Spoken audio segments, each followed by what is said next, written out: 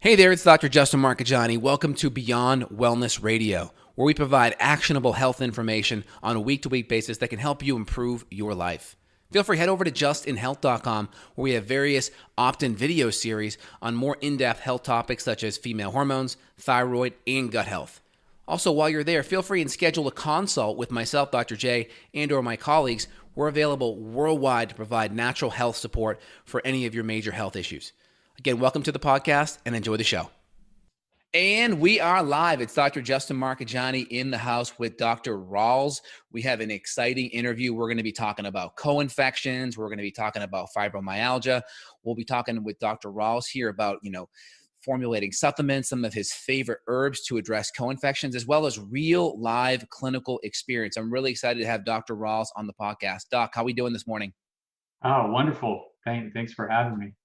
Well, thank you. Awesome. So how did you get into this field? Because obviously you were trained as a conventional medical doctor, and you've had to go from medical school and get all this experience about things on the functional integrative medicine side. How did you make that journey from conventional medical doctor to more holistic functional medical doctor? Yeah, sometimes life forces you into things that you're not Mm-hmm. expecting. I actually went into OBGYN as my specialty Wow. because it dealt with wellness and was not heavily em- embroiled in medications. So it was definitely more active, but it came with really bad night call and bad health habits, bad night call. My health crashed by the time I was at the end of my 40s. Wow. Call it fibromyalgia. Later, I found out I was carrying the microbes that come with Lyme disease.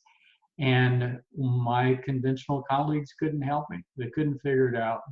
And so I turned away from conventional medicine, became certified in holistic medicine, but found my real salvation with herbal therapy, and ultimately got my life back. And now at age 62, I'm better health than most people.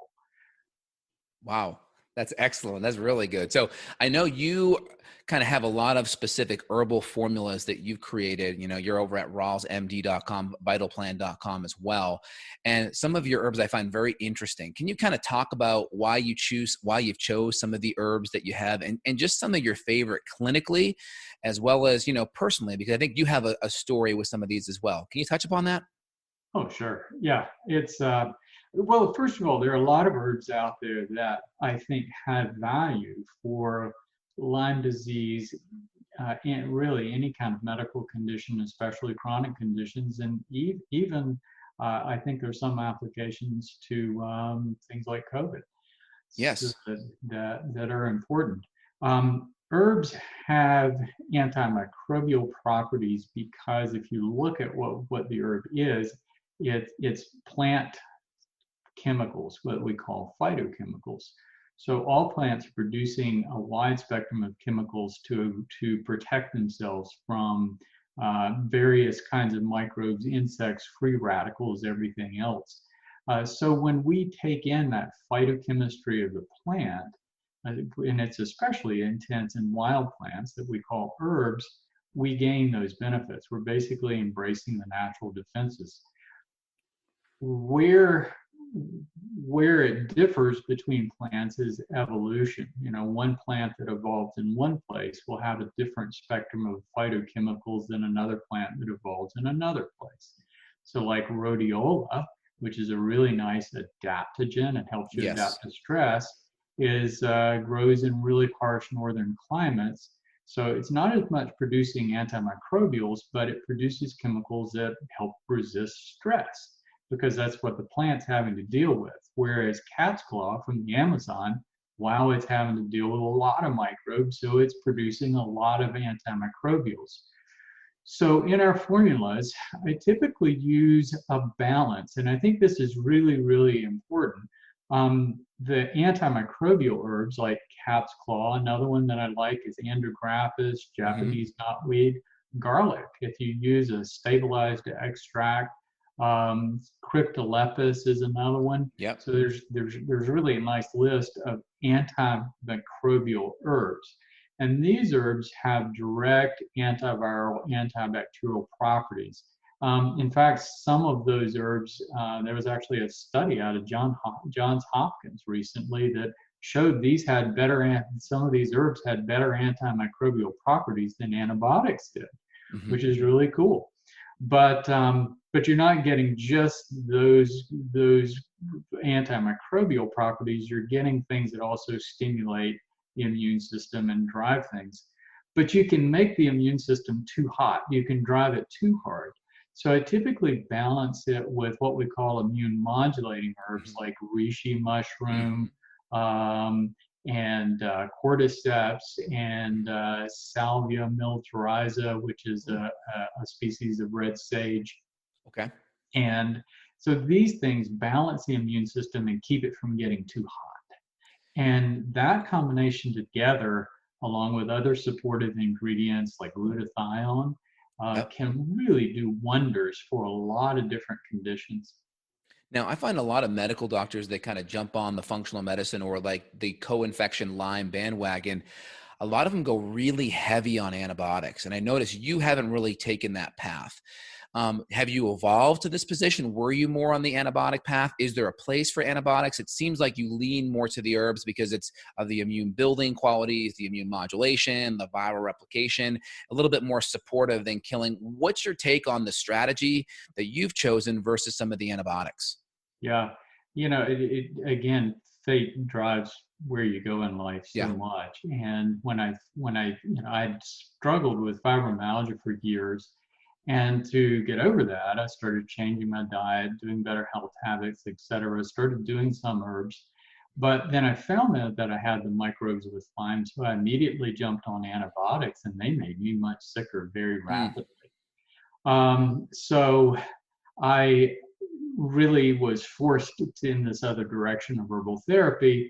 And it was really years before I started figuring out, well, why, what's Hmm. going on here. I just said there's a study from John Hopkins showing that some of these herbs work better than antibiotics. Hmm. So why are antibiotics such a problem? The problem with antibiotics is they're indiscriminate.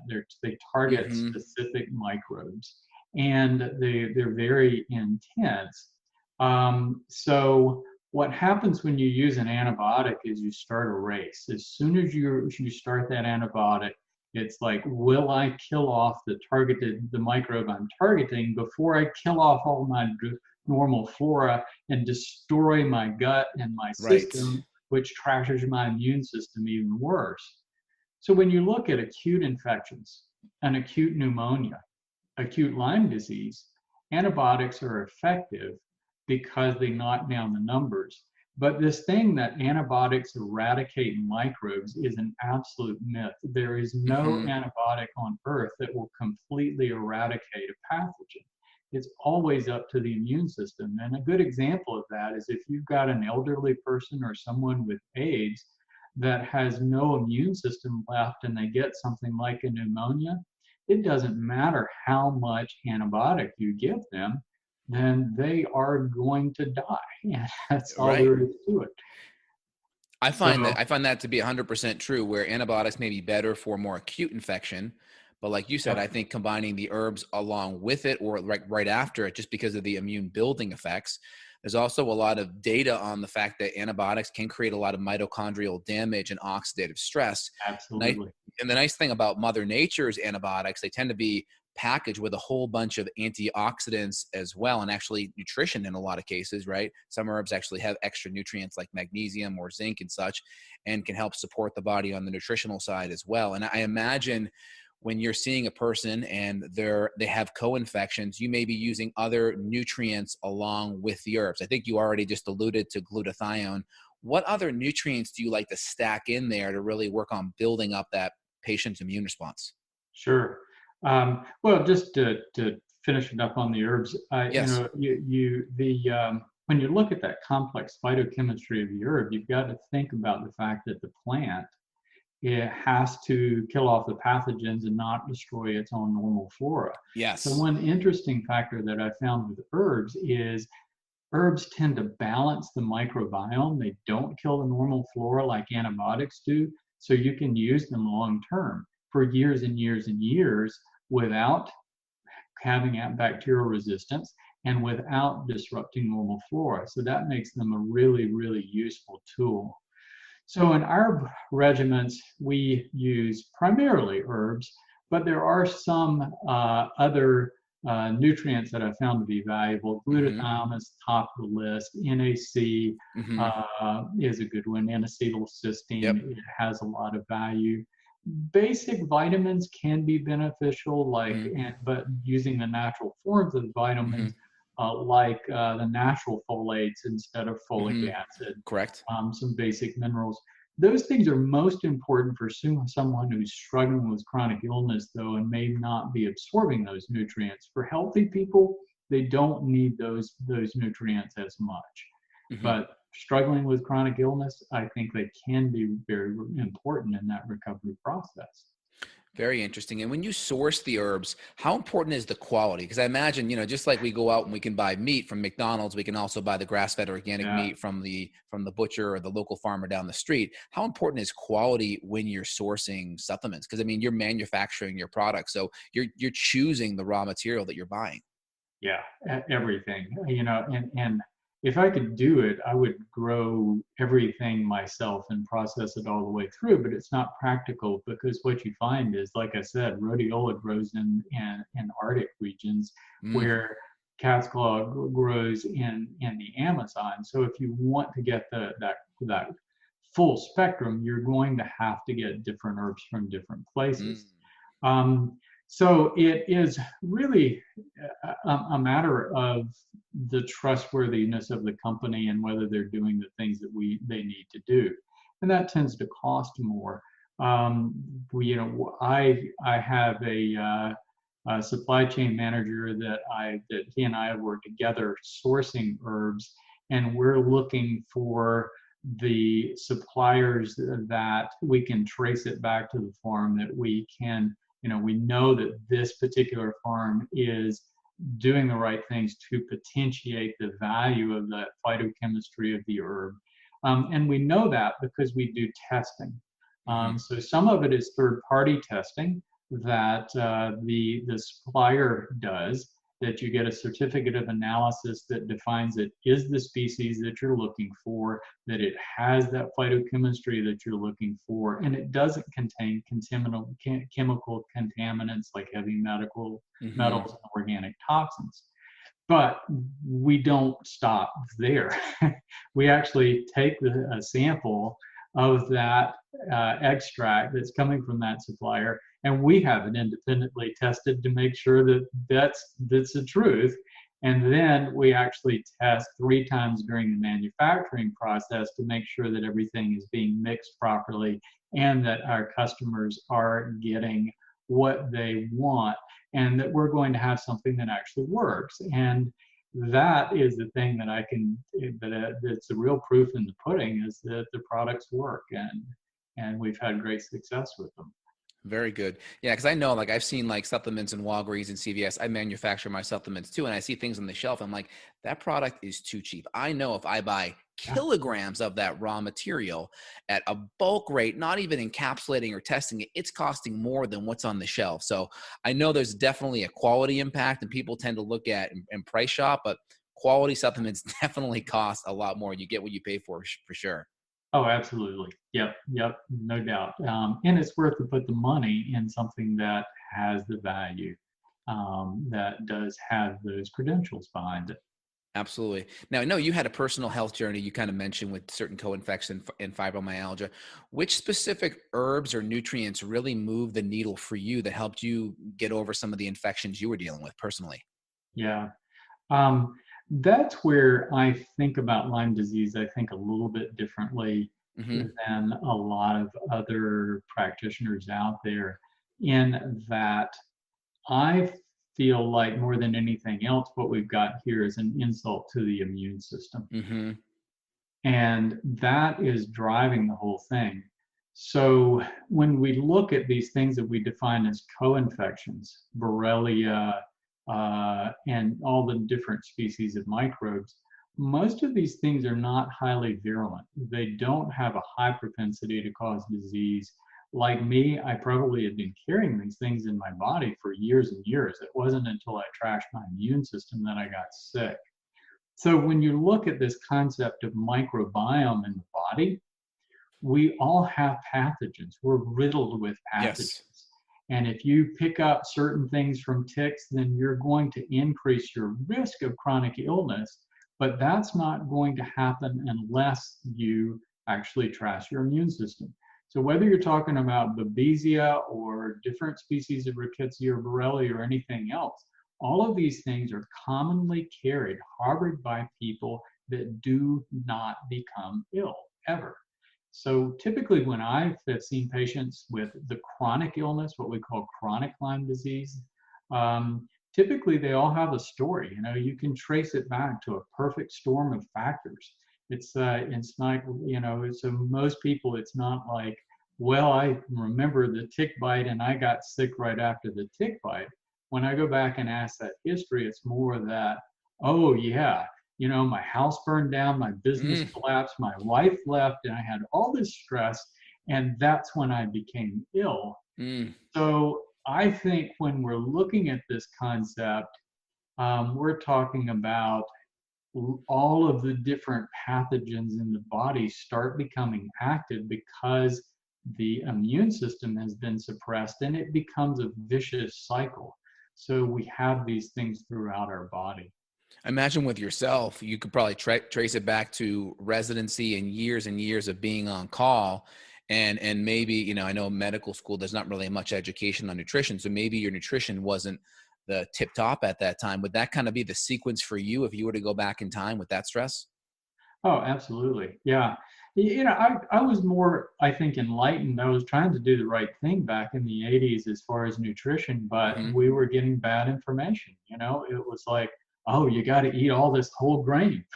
That's Yeah. what you got to do. And then you got Whole to grain avoid bread, fats too, whole right? grain Everything's this, low whole fat. grain that. Yeah. And you know, so it wasn't until later when I started to question those things, and I was well off gluten before the gluten-free craze came along. Smart. But yeah, you know, I promoted good health practices in my practice, but you take call every second to third night that you don't sleep. Wow. And then back in the 80s, it was good. People were questioning the value of, well, do we really need to sleep? So I bought into that. So yeah. So when I wasn't on call, it's like I was going to make up for all the time I was on call by not sleeping. And I, you know, I was averaging maybe 4 hours of sleep most nights. Oof. And it caught up with me, along with just pushing that stress button way too hard and eating on the run. Even though I was telling people how to eat, I wasn't doing it because I didn't have time. So when you start with a patient, right, what are some of the simple diet and lifestyle changes that you're making? It sounds like you're having cut out gluten, which I find to be a huge game changer for me. I kind of lean onto a paleo template, and then we kind of adjust macros and such. And some people, you know, have autoimmune. They need to cut out more foods. Some have a lot of SIBO and maybe even need to do, you know, more restrictive things like FODMAP. But what are some of the foundational things that you do diet-wise starting out? And it sounds like you kind of set the foundation first and then do some of the other immune killing stuff maybe later on when they're more supported. Is that right? Yeah, we do have in the protocols that we do, we have a diet, a progressive diet program that's in phases. It's probably a lot like what you're doing, Mm-hmm.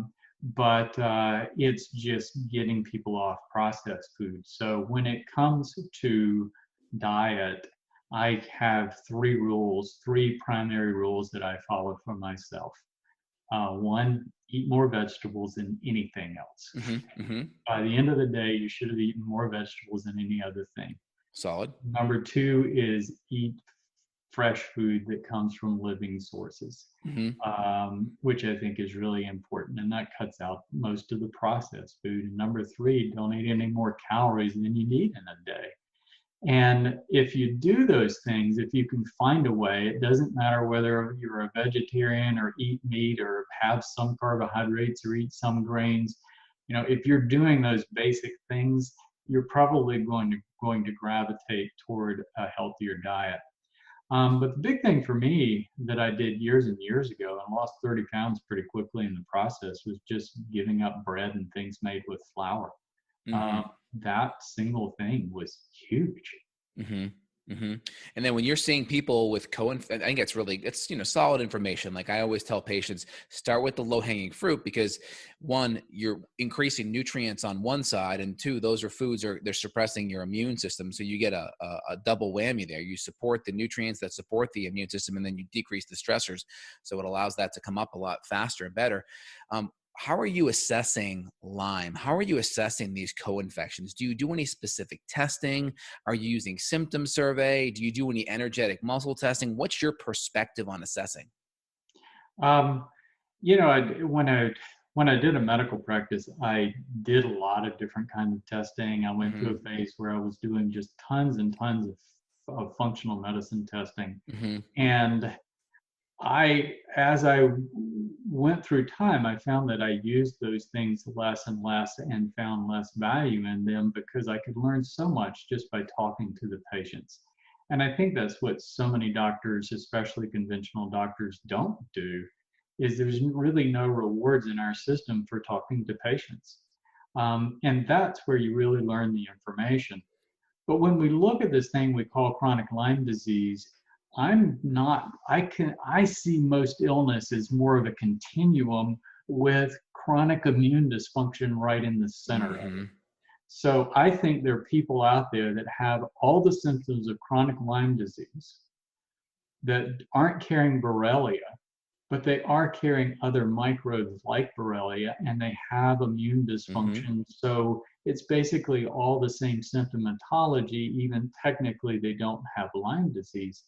And when you look at that concept of this disruption of the microbiome and picking up all of these opportunistic microbes as we do through life, because we do, we pick up Bartonella from pets, we pick up Yep. mycoplasma, we pick up chlamydia. So these are non-tick-borne things that all of us pick up that can cause the same symptoms. But about a year or two ago, I sat down and researched all the microbes that I could find that had the characteristics that we call stealth microbes, that they live inside cells, they manipulate the immune system, they tend to just have a presence deep in tissue inside cells. And I found well over 100 species of microbes that have the potential to be involved with this kind of chronic illness, but can also be present in the body without causing illness.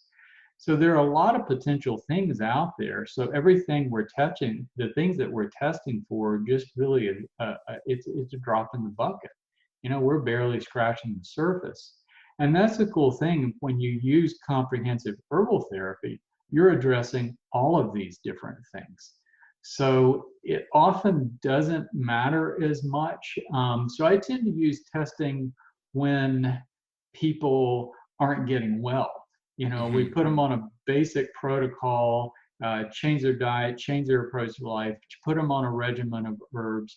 And then if they're not getting well, that's an indication that to seek out different kinds of testing. But most of the time, 50% of the time or more, they won't need it. That's great. In my practice, clinically, we set the foundation. We work a lot with, adrenal stress, because the adrenals kind of are the big interplay with that sympathetic nervous system. So a lot of times we see cortisol imbalances or cortisol rhythm issues, usually from HPA axis disruption. So we fix the stress, we fix the diet, really support the hormones. And you mentioned like rhodiola as being one. A big fan of those adaptogens, and that really supports the immune system. I find addressing a lot of stealth gut infections, I tend to prioritize that first, because I know 80% of the immune system's in the gut. So if someone has H. pylori or SIBO or maybe a Giardia infection, I clinically find knocking that down, one, it helps them digest their food better, so they're getting more nutrition from their food. But two, these infections aren't there. They aren't creating gut permeability. They aren't creating as much inflammation. What's your take on gut infections, and how do you sequence addressing gut infections in relation to like Lyme co-infections? Yeah. You're right. A significant portion of the immune system is surrounding the gut because the gut has so many challenges. Mm-hmm. We've got so much stuff coming through our gut. We're feeding all of those microbes, and if you're eating bad food, you're feeding bad microbes. Mm-hmm. And those Mm-hmm. microbes are very active as far as neurotransmitters they produce that affect our system and damage to the colon itself. So you end up with leaky gut, which I did. I did food sensitivity testing when I was in the throes of everything, and I was sensitive to 75% of Wow. the foods that I was eating. And it was because, and you see that commonly with leaky gut. So once the gut is Yep. damaged, you get proteins that are flooding across. So a lot of times, well, I didn't know whether it was the microbes causing the symptoms or the food sensitivities causing the symptoms. And a lot of times it's both. So yes, addressing that gut dysfunction is really important. Diet is the first step, of course, Yep. because what you feed your microbes is so remarkably important. Some people find value with probiotics. I think it's kind of hit or miss. Hmm.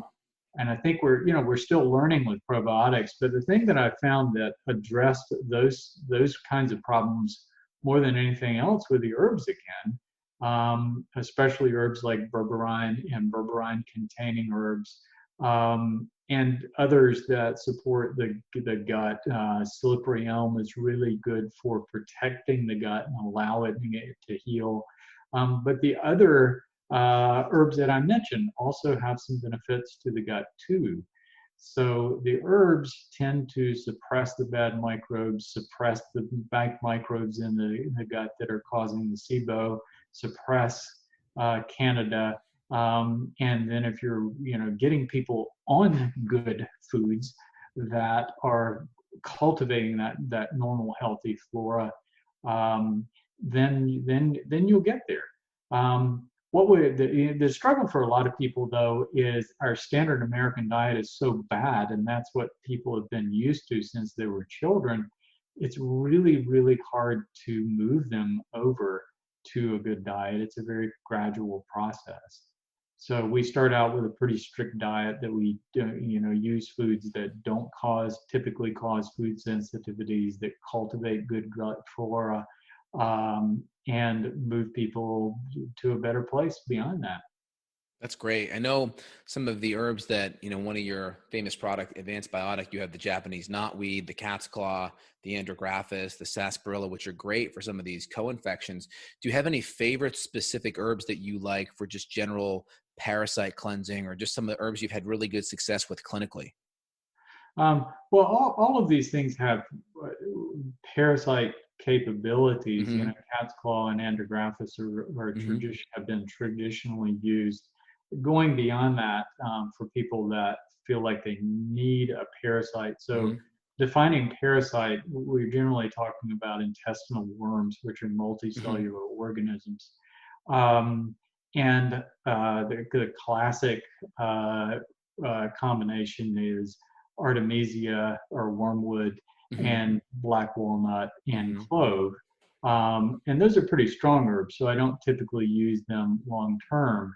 Not everybody will need that, though. I Hmm. mean, it's the difference between what we call parasites that are multicellular organisms and the microbes that are in our body, which are single cell organisms, protozoa, bacteria, viruses, etc. All of the microbes can reproduce within the body, whereas multicellular organisms cannot. The only way that you can get intestinal worms is ingesting either eggs or larvae. So you have to have that constant reinoculation. These things are not breeding inside your body. So once they die off, they're gone. And the only way to perpetuate those things is to keep reinoculating yourself. And how do you With categorize amoebas like blasto or like entamoeba histolytica or endolimex? How do you categorize those are those single parasites? cell. They can reproduce in the body, but Hmm. so some of those things are common, and they Mm. can take up residence and hang around for a long time. But your typical worms do not. So Mm. most people in this country don't have a big load of worms because we don't have contamination of our food, typically with eggs or larvae, which comes from fecal contamination. It's Hmm. really common in third world countries, but we don't carry as much of an intestinal burden, probably less than humans have ever carried in this country. It's pretty much been endemic through human history because of fecal contamination of food. And again, it's still really common in third world countries, but not as common here. So I find that just most of the standard herbs with the andrographis and cat's claw and those kinds of things will gradually take care of those problems. But then for people who feel like they have giardia or amoeba or other kinds of things that they picked up, which do happen, that artemisia, clove, black walnut combination is great. And there are other ones that are good too. I mean, that's a nice thing about herbs. There's so many choices. That's very cool. Now, clinically, is there any like low hanging fruit? Like it's underrated. People don't really think about it as like a big clinical mover, but you know, for you, it's been a big clinical success in your practice. You use it a lot, but it may not be well known. Is there one or two big clinical pearls that kind of come to the tip of your head? Um, hmm. Well, probably just herbal therapy in Mm-hmm. general. Mm-hmm. I mean, I think that has more healing value than anything else out there. I mean, there's no doubt about it. And it's just it's that different approach. You know, so much of what we do and how I was trained as a conventional doctor is you take the patient, you collect the symptoms, you do a physical exam, you do labs to find the diagnosis, and you treat the diagnosis with drugs or whatever. But what I started doing after my life changed by by chronic illness was working backwards to, instead of asking the patient, asking how a patient is ill, ask why is this patient Mm-hmm. ill. And so in my protocols I always step back to look at the patient's life. You know, what are they eating, how are So they important. stressed, what kind of exposure to microbes have they had, what kind of exposure to toxins, you know, that list, and going down that list. And I always found answers, and most of the time I could help a patient well before we even got to the point of finding the diagnosis. I agree. I think a timeline history is so important. When I interview patients, I like to find out, hey, when did things first start to go sideways? What was going on? And then what happened 5 years later after you moved? What happened after the divorce? I like to really understand with that timeline, these stressors, and how did it impact you? Did you ever come back from it? Did you resolve it? Where are you at now? I think that's really important because the history, I think, you know, a good doctor will tell you history reveals a lot. I think that's powerful. Next up, any thoughts on this whole COVID crisis? I mean, we can go into it from, you know, just your medical perspective, being a medical doctor, as well as, you know, what are things you're doing to help protect you and your patients just to keep your immune system strong? Yeah, you know, that's we could have a whole another big Yeah. conversation on COVID, and I've followed it from the beginning, and it's it's quite an enigma. You know, the thing about this coronavirus that makes it very frustrating is that most people don't get very sick. It's not Hmm. nearly as virulent as I think everybody thought in the beginning. And typically, that concept of virulence is important. If something is very highly virulent, then most people will get sick, and you can identify the people that are sick very readily, and you can quarantine them. That's why quarantine works so well for something like Ebola virus. That's why quarantine worked with the previous SARS and MERS outbreaks, because Yep. those microbes were much more virulent. They made people sick, so you could identify the people that were sick and quarantine them and contain it. This thing isn't nearly as virulent. You know, it's looking at, as they're coming out with serology, it's looking like the mortality associated with this virus is closer to influenza, maybe even less than Yep. influenza. I've seen that. And half of people barely get sick at all, may not even have the symptoms of a common cold. So it is very, very difficult to control it. So, whereas I think isolation was a good idea in the beginning to let the hospitals catch up with supplies and everything else, because some people do get really, really sick with this thing, um, then I think that was a good idea. But I think as we go through time, it's going to become less and less and less valuable because it's just going to destroy the economy. But what I don't hear, and what I'm really, really frustrated about, Hmm. is when I listen to the news, when I listen to the medical establishment, I am hearing the latest statistics and what drug they're looking for, all of which have really bad side effects, Hmm. and when we're going to get a vaccine so we can actually control this thing, and absolutely nothing about immune health. Nobody is No one. promoting the importance Nope. of immune health. And what I can tell you is the people that keep their immune system healthy have a much, much, much lower chance of ending up in the hospital and dying from this thing. And and we're just not hearing anything about that. And we do know something about some of the herbs. Some of the things that are already out there have been found to have activity against previous coronaviruses. So Japanese knotweed, Chinese skullcap, some of the things that we're actually using for Lyme actually have good value, have been shown to be effective for coronavirus. Glutathione has been shown to reduce the severity of the illness. Ginger, good old ginger tea, has been shown to Love ginger. decrease the potential for these viruses to bind to the respiratory tract. So Yes. you've got all these, and vitamin C. Vitamin C is extraordinary. Zinc.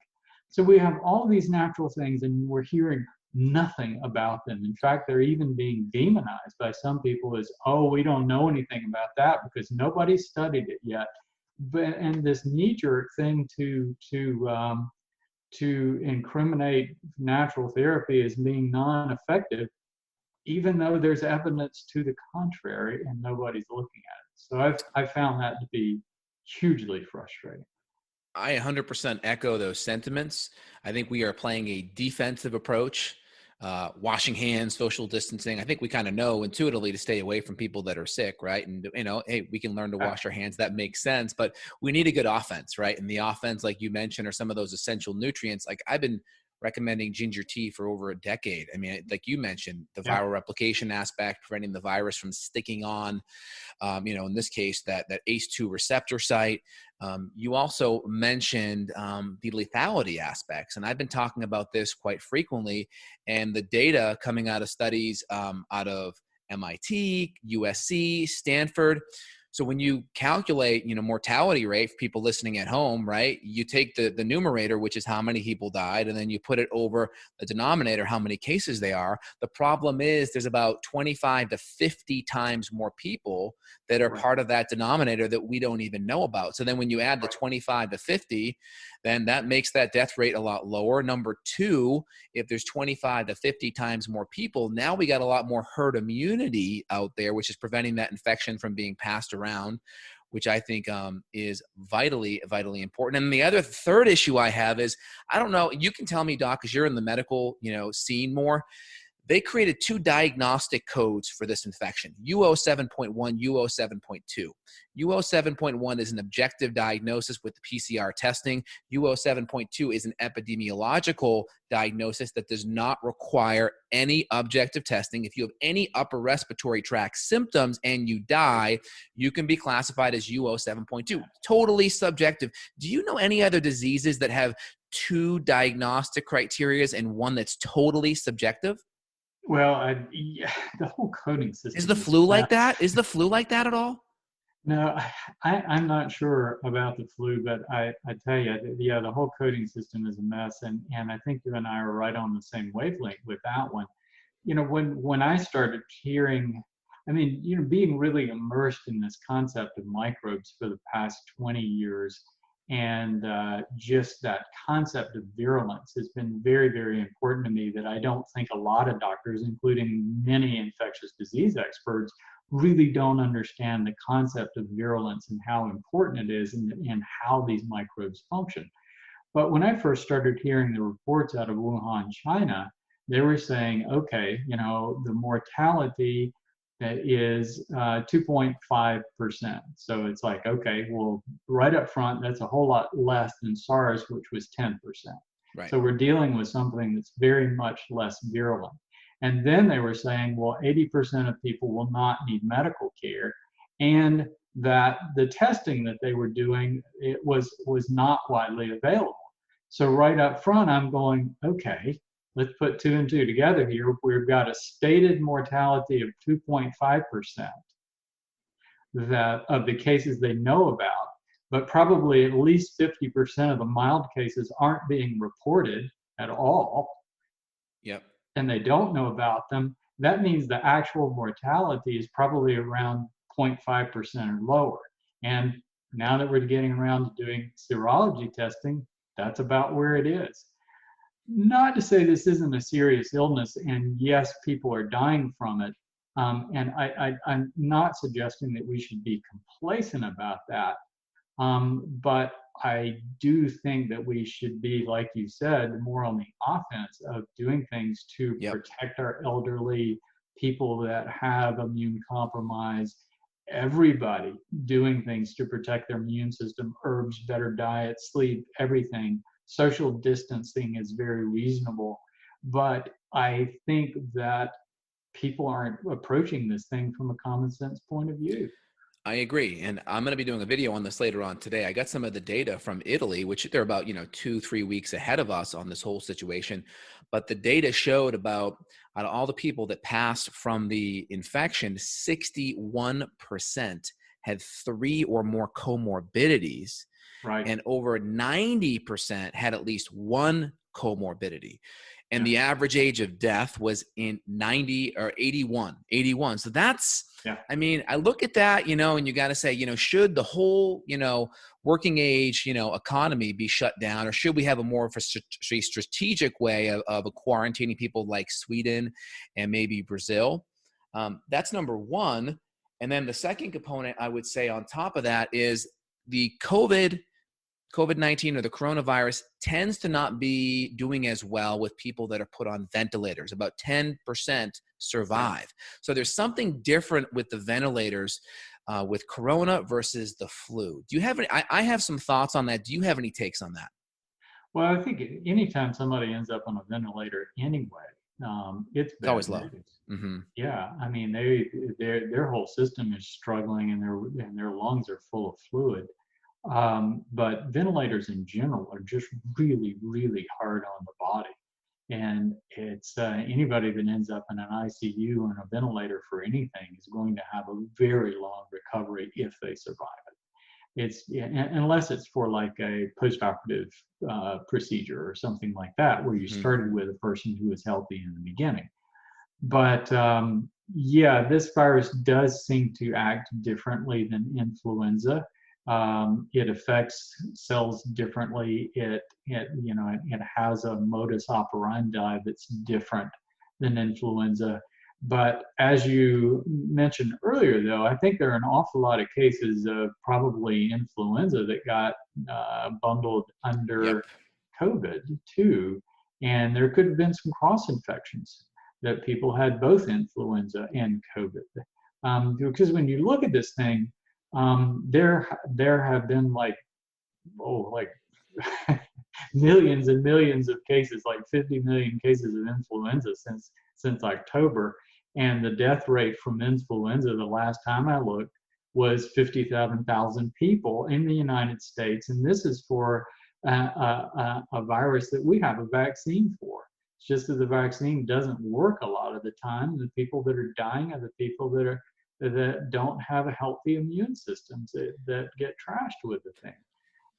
So it's been kind of crazy, that we've got all these spotlights focused on this person in an ICU bed that's struggling for COVID, and if you shine the camera down the way, you'd probably find 6 others that were struggling with influenza. So it's been such a visible thing, and then neglecting some other things out there too. I totally agree. And just so your strategy, you're adding in extra ginger. I like that. I think you said vitamin C and vitamin A. Were there any specific things? I think also NAC has been a big one with viral replication and keeping mucus and inflammation in the lungs down and helping those redox pathways in the lungs. Is there anything else you want to highlight that you're doing for an offensive approach outside of just washing your hands and staying away from people? Well, what I've been doing is taking immune modulating herbs, and I think this is something looking at COVID, one of the things that the virus does do is the immune reaction to it can be severe, and it creates a cytokine Yep. storm that can be very damaging. And there has been evidence that some stimulating antimicrobial herbs like echinacea um, and astragalus can actually enhance that cytokine storm because they're heating things up, Mm-hmm. So I think the immune modulating herbs are really important. I take reishi, cordyceps, but I also take some antimicrobials that aren't quite so hot. Mm-hmm. Our product with andrographis, Japanese knotweed, and we have Chinese skullcap. Those are all things that have been found to be active. That's the And I'm advanced taking biotic. pretty much a standard dose of those things regularly. We have a product with glutathione and NAC. I think Mm-hmm. glutathione is just as valuable. Something that you just pick up little bits of information. We get our glutathione from a company called Cetria, and I spoke to the medical director when we were deciding on that as an ingredient. Um, and he said, I've been working with a group of high school cystic fibrosis kids. And cystic fibrosis is an excess of mucus in the lungs, and there's a glutathione mechanism behind that. And he said, I've got them on this product, and they're living normal lives, and it just stuck with me. So the glutathione, NAC, both have some wonderful mucolytic properties and some supportive health promoting properties in the lungs. Vitamin C, another study from years ago, medical school, that really hit home is, humans and primates are the only creatures that don't produce vitamin C. Mm-hmm. All other creatures do. And there was an experiment where they took rats, and they took the rats and they just tested them in a non-stressed situation, and they were producing about the equivalent of us taking 200 to 500 milligrams of vitamin C a day. So they stressed these rats and then measured how much vitamin C they were putting out, and it was the equivalent of us taking 21,000 milligrams a day. Wow. So it just shows that when we're stressed, we burn up a lot of vitamin C and we use it. Wow. So I've been taking extra each day, but whenever I get sick with a cold or a flu, I take about 1,000 milligrams an hour, up to about 6 hours. So I'm taking anywhere from 3 to 6,000 milligrams a day. I've heard stories of some places doing 16,000. I typically use the buffered vitamin C, the ester C. Yep. Take a little bit of zinc with that, and the herbs, and drink a lot of ginger tea these days. Yep. I'm following good social isolation practices. Most of my work is from home now, so I'm using good common sense. I'm definitely not being cavalier. I don't want COVID or anything else. But I was doing that before. I'm pretty careful about these things as it was, and I'm doing everything I can to keep my immune system healthy. And those things are just really critical, whether you're talking about COVID or anything else. I know. Well, the interesting thing is, 20 years ago, if you were in your OB practice right now, you'd be shut down, but you're still able to help people, and I'm still able to help people with the whole virtual environment we have right now. So we're really benefiting from the technology and the times we live in. Yeah, excellent. For sure. Well, doctor, is there anything else you want to leave us with? I'm going to let the listeners know Dr. Rawls' website is rawlsmd.com, RAWLSMD.com. We're going to put the links down below. Dr. Rawls' supplement site is vitalplan.com. We'll put the links down below. And then my favorite product that he has is the Advanced Biotic. We'll put that down below. Doc, you also have a book coming out, so I'd love to have you come back on the podcast when that book comes out and we can chat about that. Is there anything else you want to leave the listeners here today? Well, I do have a book called Unlocking Lyme that after I took a year off of my life and wrote a book just that everything that I'd learned about Lyme disease, and that's out there, and I think a lot of people have found that valuable.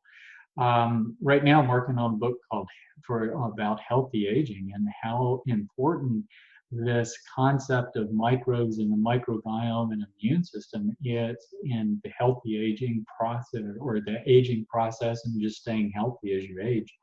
So hopefully in some months, 3 months, 6 months, we'll have all that done and out there.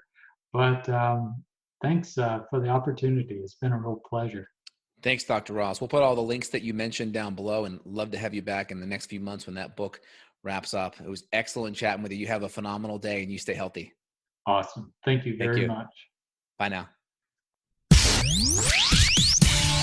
Got a question for Dr. J? Go to beyondwellnessradio.com and click the questions button. Then tune in to hear the answer. Also, if you like the show, click below to review us on iTunes. For more Beyond Wellness Radio, go to beyondwellnessradio.com.